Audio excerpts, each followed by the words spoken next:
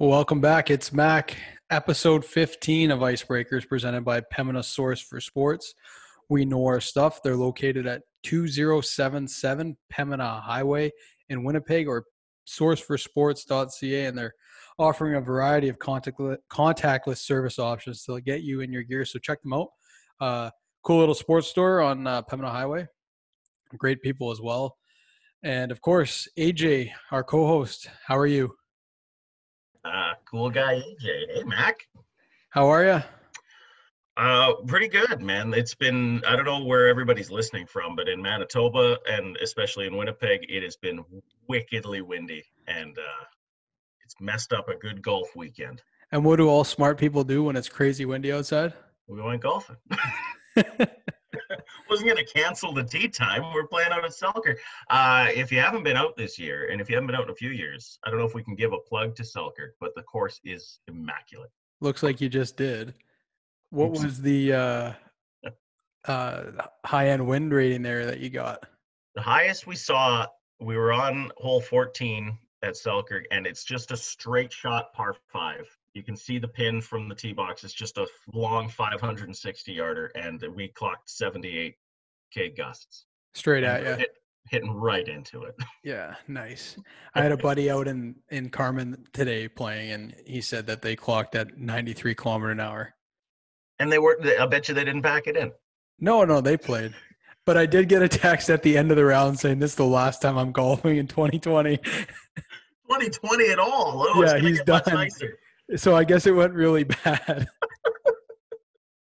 Yeah, that'll happen when you play in the 90K wind gust. Yeah, I took today off because I was driving in from the lake, and even then it was shaking, and people were driving super slow. Like, you know how rain makes people drive slow and then snow? Yeah. The wind did the same thing, and it was making no sense to me. I was just cruising by them. What do you think? Maybe their cars couldn't attack the wind very strong. There was backwards. I was in a line. There was this BMW, a Jeep, and then myself, and we literally were on the highway together the whole way, just passing everyone. And then I'd pass one of them and take the lead, and then they'd pass me and take the lead, and we were just all a group together. I was thinking at one point I wanted to turn on my AirDrop on my phone and see if I could connect to their phones with AirDrop and be like, "What's your name?" Because we were a caravan the whole way. Where are you going? Yeah. Want to get a burger? Exactly. How funny would that have been? Next time, man. Yeah. We also do not condone cell phone use and driving. That's why I didn't use it. Why I didn't use it. If I had a passenger with me, then absolutely game on, right? Yes, sir. But, exciting news out of Manitoba last week. The MJHL announced an expansion franchise has been awarded. And that's very cool. That means 2 teams in Winnipeg, 2 options to watch hockey, live hockey starting October 9th, which is going to be awesome. Do we know what the new team is called? Can't tell you that. Do we know who the head coach is going to be? Also can't tell you that. What color the jersey's going to be? Still can't tell you that. Get out of here. When do we find out? Well, all that information will be released in the next week to 10 days or so. But it is exciting. It's pretty cool. And just another option, right, for junior hockey in Manitoba. And obviously, I'm an alumni of the Manitoba Junior Hockey League. Mm-hmm. So for me, when I played, there was one team. I came in a couple years after the Saints moved to Virden, which has been another great franchise for the league. But you have to imagine the rivalry between the 2 Winnipeg teams will heat back up. I don't think we're making a big enough deal about the fact that there's live hockey that you can go and watch as a spectator. I know. It's going to be – it's October 9th. You can go watch hockey. Yes, sir. So that'll be – not enough people are freaking out over this. I know you are. You miss it. I am. I do. I miss live hockey. I miss live sports in general, but there's something about being in the rink, man. I know. I love being in the rink, and just especially my favorite time of the hockey season is the fall and then the spring, where it's not quite colder outside than it is in the rink. Yeah. So when you leave the rink, you kind of get that, oh yeah, like it's still a little warmer, right? The springtime, though, you end up with too much condensation on the glass. I'm That's going to say true. I'm going to agree with you on the fall. The springtime, it heats up too much. That's true. But there's nothing worse than like being freezing outside and going into like, and we're talking like minor hockey rinks. Like obviously bigger rinks are warm, right? And that's fine. But if Yeah, you're going into a minor hockey rink, it it's ain't just warm. so cold. It got colder in here than it was outside. Get this: when I played college hockey, we played a team. They're new to the NCAA, and we go to their rink. It's outside. We played them in January. That was the original Heritage Classic, actually. How, I couldn't believe it. I couldn't believe it. You couldn't believe it. They have to play all their home games there. How is that allowed? You have to play one game. We had to play a two-game set, but how is that allowed? It was outrageous. Cruel and unusual punishment. But as we move into the hockey season approaching, that means another season's approaching, fastly approaching, and that's on Thursday. Are you ready for some football? Yes, the NFL is back. Finally, they're back, and they're doing it like the MLB, no bubble. Obviously, they're going to keep a wrap on things, right? They're going to do their best to. We'll see. Like the MLB hit some real hard bumps right off the hop. And they figured it out. Look how smooth it's been since, knock on wood. Yes. So I expect there to be something. Like even in our fantasy football, we have spots for COVID players. So you don't have to drop your all-star if they get Oh, wow, that's smart. Yeah, we actually had to plan for that. The fantasy commissioner is doing work. That's right, yeah. That's unreal. That's unreal. Well, I will say this, that I'm cheering heavily for my 49ers to get the job done this year. After disappointing end of last season. You are going to be so bitter, jaded, and disappointed when the Lombardi Trophy is on the opposite coast in Tampa Bay. Are you serious? Like, do you actually believe that? Not until the Bucs picked up Leonard Fournette out of Jacksonville. Once they shored up the running game, I'm buying in. You're on board, hey? I'm on board. Everybody's worried about Gronk. He's a decoy. I'll tell you that right now. Gronk's going to pull defenders off of Godwin and Mike Evans, and Brady's going to throw long bombs all year. Well, either way, I just hope it works out for like the NFL in general, that we can continue to have football on Sundays for 16 weeks or 17, yes, whatever it is, with the buys. But couldn't be more excited to start watching football again. I know it's only like, when you add up the 4-hour game, it's like 6.5 minutes of action, but it's awesome. Yeah, but you got to watch the guys on the sideline, and you got to watch the huddles. And the best part of all sports right now with no fans is you get that, you get to listen to the players a little bit. If you turn your volume up a little bit and you're hearing pretty good, you can hear what they're saying. I didn't think about that, but do you ever watch the Pro Bowl? No, never. When the NFL does the Pro Bowl, they mic up the quarterbacks so you can hear them calling the plays. Yeah. They should probably do that in the season. I don't know why they wouldn't. Yeah, well, I don't even think they'll have to. You'll be able to hear them yelling. That's right. What? I thought Jerry Jones was having fans. I've heard a couple like places are having fans, so we'll see how that works out. There's a wrestling company that's up against WWE, AEW, where Chris Jericho is. They're doing live fans right now. They have been for the last 2 weeks. Well, we'll see. Florida. We'll see how it goes. Yeah. I don't know I haven't looked into the NFL rules on this, but we'll see how it goes. And I mean, I hope it goes well. I'm a big football fan, and who cares? Yeah, throw the pigskin. Let's go. Exactly. Let's get going.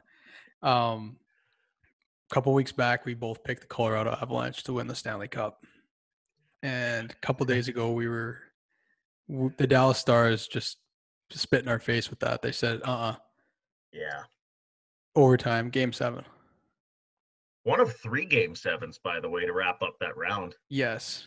It's incredible. It was awesome. It was good. I mean, what more can you ask for? Game sevens?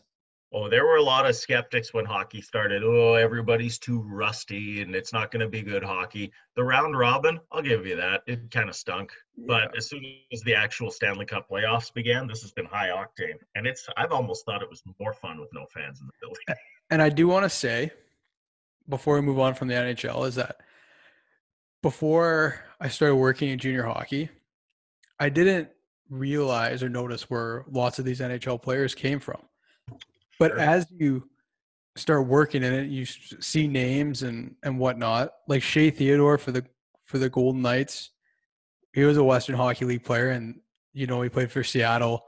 But the Western Hockey League's tweeting out like stuff about Shea Theodore, and there's tons of examples like that in the playoffs of former Western League guys that are making a huge impact in the Stanley Cup playoffs, which is pretty cool to see. It's such a high caliber league. I bet you a lot of Winnipeggers didn't know it until the Ice moved to town. Yeah, I mean, look at how fast this hockey is. Look at how good these players are. yeah, it is great hockey. So I had to get that in because I think it's pretty cool just to see how these guys can transition from the Western League or other junior leagues, and maybe not right away make an impact in the NHL, but keep grinding, and all of a sudden they're great players and make a big impact. I'm biased working for the Ice, but every time they cut to, say, in a Vegas game, every time they cut to a suite and there's a bunch of guys wearing masks, I'm looking for Krebs. Yeah, have you seen I him? don't know if he's ever going to be there. Probably not, but Have you seen him? no, not yet. Maybe though. Everybody's got a mask Yeah, on. true. So sometimes I'm like, that's him. Yeah, yeah, no, but he is there. You had an idea for what we were going to finish the show with here today, or at least this segment. We're going to try this, and it's almost tough to explain. I'm going to see if I can do it. The best big play, the play in sports that gets the crowd the most worked up. Not a specific play, but like something that'll happen in any sport. Right. Um, So you go first. You go first, and that'll be the easiest way to kind of explain what it is. So, for instance, my first pick for best big play in sports, buzzer beater in basketball. So we're talking Kawhi Leonard last year. Or we're talking the one from a few days ago, which OG. I actually liked better than Leonard's buzzer beater. Yeah, and his celebration or lack thereof was Walk away. Act like you've been there before. Been there before. Kyle Lowry's pass was insane. And that's what I think Taco Fall. Everybody who's watching a buzzer beater, you're holding your breath, and that's the type of play we're talking about. And you know what the crazy thing about it is? Like 8 times out of 10, those really important buzzer beaters never go down. No. Right? But when they do, and you're cheering for the team that hits it, it is an electric feeling. So I've got that as my first big play in the draft today. Okay, I'm gonna take it a different way. And over the last 4 years, I've become a pretty big fan of soccer. My roommate in college was from Switzerland, and he grew up playing soccer in the Barcelona system. So I had no choice but to start watching the Champions League and the La Liga when I lived with him. So I got pretty into it.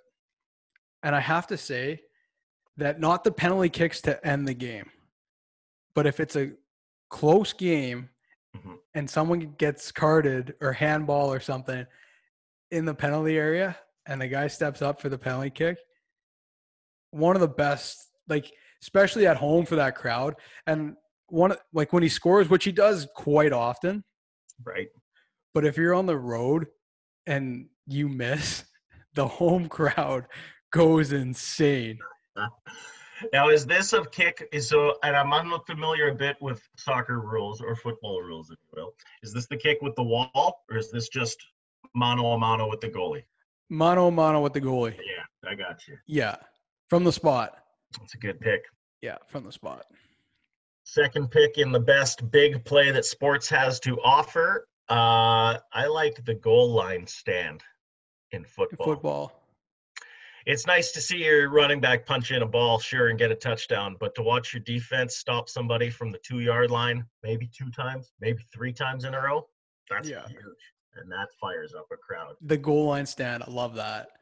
It's maybe I had the long bomb written down, and maybe you're going to take that one. I don't know, but I think the goal line stand is the most exciting play in football. I'm not going to take the long ball. I'm going to take the opposite of that. I Okay. think one of the coolest and most exciting plays in sports is when someone gets robbed of a home run over the wall with the grab.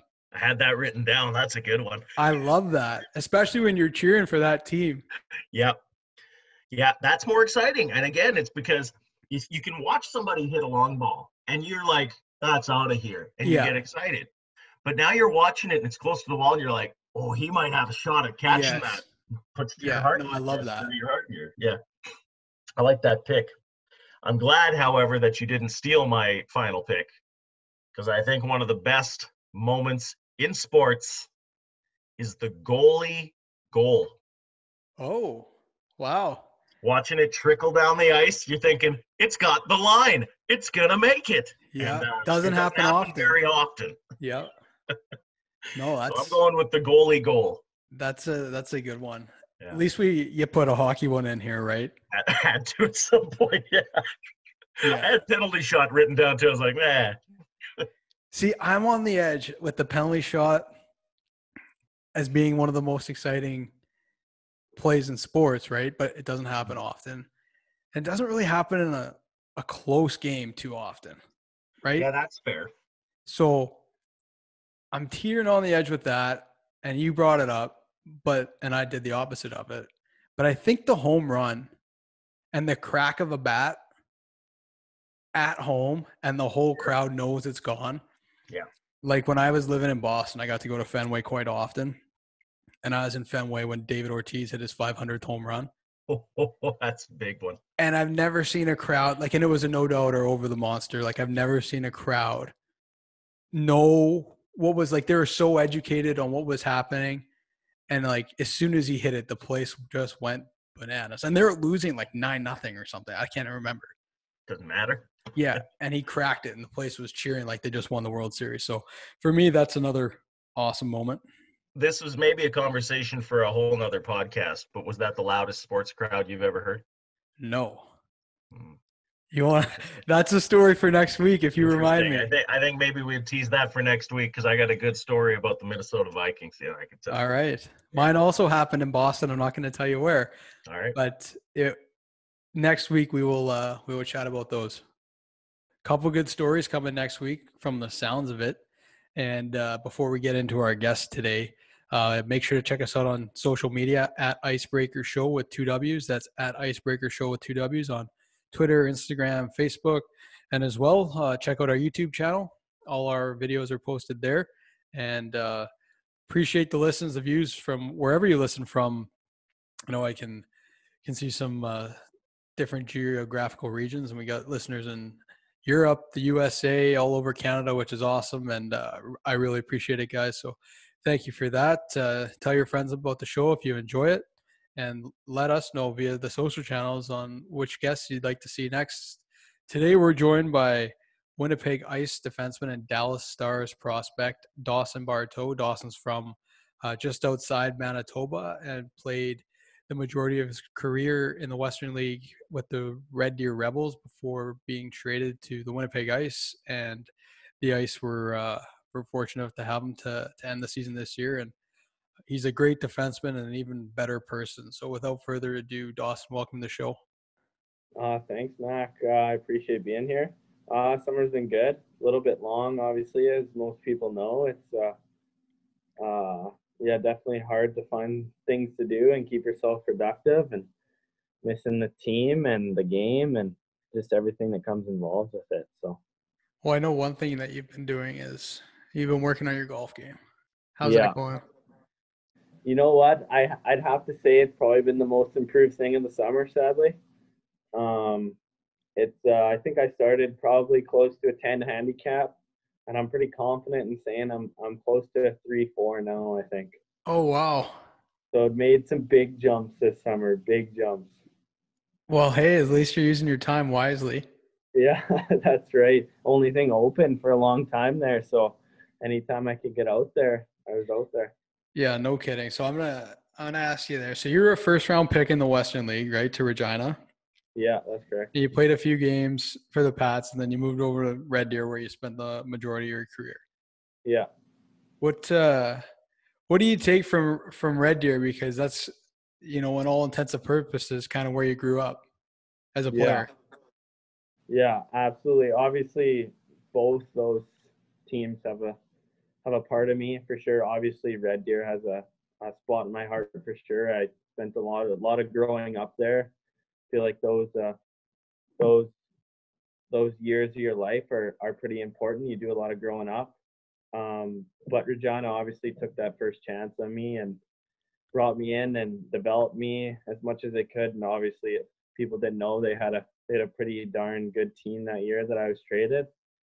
So I didn't see it coming, but obviously you can understand why it happened. And looking back on it now, it was obviously a good thing that happened to me. I love being in Red Deer. Had the opportunity to be assistant captain there when I was 18, and then be the captain there when I was 19, and be drafted to Dallas and sign my contract while I was still playing there. So they did a lot for me there, which was obviously it's just a special place. I love asking players that come on the show this question. So you grew up playing in the Yellowhead region and the Yellowhead organization, and obviously, you get the community crowds. But what's it like when you play your first Western League game and you're in some of these arenas that are around the league, and all of a sudden there's 3, 4, 5,000 people there? Yeah, it's absolutely insane. Like obviously I was lucky enough to be with Regina and they were so good. We actually went our first, I think it was 26 home games or something, with a sold out crowd. Wow. So every time you came out there, you knew it was packed. Like guys, they were buying standing room to watch us play, which was just insane. Like I didn't realize it then. Now looking back on it and it kind of clicking, it's like, holy, like that was pretty special. Like that's insane. You got to play in front of, I think they hold like around 6,000. And so it was just, they were crowding on top of you and just going nuts. Like I would not want to be the opposing team going into that rink. Yeah, that's wild. I love that question. So you were traded to the Winnipeg ICE. Obviously, you said your first trade came out of nowhere. I assume the second one did as well, but it worked out. Absolutely. Absolutely. And I don't think this one maybe came as much of a surprise. Obviously, guys don't want to bring it up or anything, and you want to keep it out of your head while you're playing on that other team. But I won't lie, I was in the back of my head. I didn't know what was going to happen. And just kind of rumors going around the league and stuff. Obviously, I had heard stuff and just kept it to myself. But yeah, actually, I was in Brandon. Well, Mack, I was in Brandon when it happened, which is my hometown game pretty much. So, well, if the town I come from it only has about 75 people in there if we're like on a good day. Like that's counting dogs usually too. So usually most of the town is able to come in and support me, or lots of them, family friends. So I almost had a whole section in the Brandon rink, and it was like, oh, I don't know. I had already woke up from my pregame nap before I got the call from Brent to come up to his room. So I had all these people that had bought tickets. So I ended up actually, once it all got said and done, I went to the game and watched with my section, watching the game, and then kind of got all my stuff. And I don't know if it had actually clicked yet. Obviously, I grew up with a lot of those guys, so it's hard saying bye to them. And obviously, the next night I had to play against Red Deer with Winnipeg. But like you said, it was to come back and play for a team that is pretty close to home, and you get to have family there all the time. It was something that I hadn't experienced before, and something that I was pretty fortunate to be a part of. And obviously, with the talent that we had, especially the young talent, it was something that I'll always look back on and be thankful for. Did everybody that made the trip to Brandon to watch with you end up coming to Winnipeg the next night? I wouldn't say all of them. I'd say probably 60% of them ended up just maybe staying at the hotel that I was at too, and then just continuing on the road into Winnipeg, which it was. I was quiet, shocked a little bit, but yeah, it was awesome. And the way it happened, I wouldn't want it any other way. I'd rather get that game out of the way because obviously a lot of emotions. Wasn't all there yet, hadn't got into my routine, but it had worked out, and I love that we kind of gave him a butt kick in that night too. And that doesn't happen very often at any level of sports where you get traded and then the next night you're playing your former team.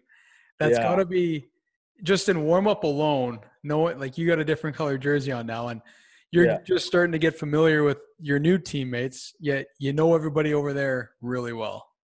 Yeah, absolutely. And obviously, coming to a new team, you want to prove yourself in that first game. Show them not just the players, but obviously the whole management side that what they just gave up or traded for, it was all worth it. And obviously playing against your old team, you have something to prove against them that, hey, you gave me up. Like there's a reason that I was just traded here for whatever you were traded for. So yeah, there's a lot going through my head, but I kind of think once I got out there and past warm-ups were definitely a little bit odd. I kind of just kept to myself. But once I got going, it was like I could handle it. I just let my hockey skills, my hockey brain just kind of take over and put it through. And luckily I came out with a couple points, and obviously they had a goose egg on the board. So I did my job, and it was pretty special that night getting to play on the power play and just seeing what we were capable to do with all that high end skill. So it was a real special night for sure, and a good game to get it going with. Yeah, and then obviously it worked out, and you fit in flawlessly with the group. And you know, I was lucky enough to get to watch that group play every night. But I've never had a chance to talk to you about this, and I want to take you back to the NHL draft, the night that you were drafted, or the day. And where were you? How did it go down, and what did that feel like? Yeah. So it was kind of it was a good day for sure. A lot of question marks, not sure what's gonna go on. Could have went either way for sure. I had one of my really good buddies from a childhood had kind of texted me, and he knew that I was pretty nervous, not sure what's gonna go on. So he took me out golfing for the whole morning. We did 18 holes. I kind of had got to watch the second, third, and fourth round kind of while I was on the golf course, and I was just like starting to lose it. So like I had to go home and just sit down and just stare at this TV. And at home, I didn't realize it, but my parents had invited a lot of my friends and family over. So once I got back, I kind of got distracted, and then all of a sudden my phone had rung, and it was my agent. And I hadn't seen anything on the TV yet, so I was like, oh no, this is like, it's getting a little bit later into the draft. I was a little bit nervous, and he just had called, and he said, just asked me, well, Bart, how's your day been? And I said, well, if I'm being honest, it's been kind of stressful. Hasn't been the greatest. And he's like, well, how does Dallas sound? And I just like jaw dropped, like just couldn't believe it. Obviously, you work so much and so hard to get to where you are, and to kind of get that big step that everybody's kind of looking for was huge for me. And obviously a pretty cool organization to do it with too. Yeah, I couldn't imagine. A couple of my buddies have been through that, and it's been cool looking in. So yeah, you can only imagine the experience. And then you fast forward a little bit, and you get to sign your first pro contract. How did that go down? I know like there's some cases where there's some pretty cool stories where your coach at the time tells you, or something like that. Who told you, and how did that work? Yeah, so they had, I guess I consider myself a little bit as not a late bloomer, but someone that came up in that ranks a little bit. Obviously, I was a late draft pick, and I came to Traverse that year and really impressed them. I obviously was working really hard in the off season, and once I got to Red Deer, I had a lot of pro skates that Brent let me be a part of with all their NHL guys about to leave. So I was really prepared to go into Traverse, and I had a really good tournament, played on the top four for that kind of tournament for most of it anyways. And we headed back into main camp, and they had kind of two groups posted to kind of skate in. And one was a game group, and one was like a practice group. And I had the assistant coach from the Dallas Stars, which is now the head coach, Bones. he had just mentioned to me, and he said, "So you realize what group you're in?" And I said, "Yeah, I do." And he said, "Well, I want to see you play." So that was something that I didn't expect to happen. I didn't expect to get into my first preseason game. Um, so obviously that was a lot of nerves too. I didn't know what to do, and playing against St. Louis, the defending champion. So it was a big game. They had a lot of big names out there. But yeah, once that happened, right after I played, they told me that I was traveling with the team to Minnesota after. So I was the only guy that wasn't playing that had went. He just said he wanted me to go there for the experience. So I went and watched the game, and they definitely travel a little bit better than what I'm used to in the Dove. Like, you get a steak on the plane, and you're sitting in lazy boys. Like, I didn't hate the whole traveling with the team thing. And after the plane, I knew that Red Deer season was going to get going in 2 days, and I was like, they hadn't told me anything, and I didn't think I would miss my first game. Right. And then I had the assistant GM just come back and yell at my name to come up to the front, and they kind of sat me down, and they have like tables that kind of face our chairs that face each other, and he just sat me down, the GM Jim Nill, and just said, "Well, we need to get you back for Red Deer. We know you're the captain, and we need you back there for the first game. So you're gonna fly out tomorrow morning. But I've just called your agent, and we're gonna get you signed up." And that's kind of all he said. And I just was not expecting it at all. Like, I know I'd just played my game, but it wasn't something that was super crossing my mind. I figured Right. I'd given him something to think about for sure.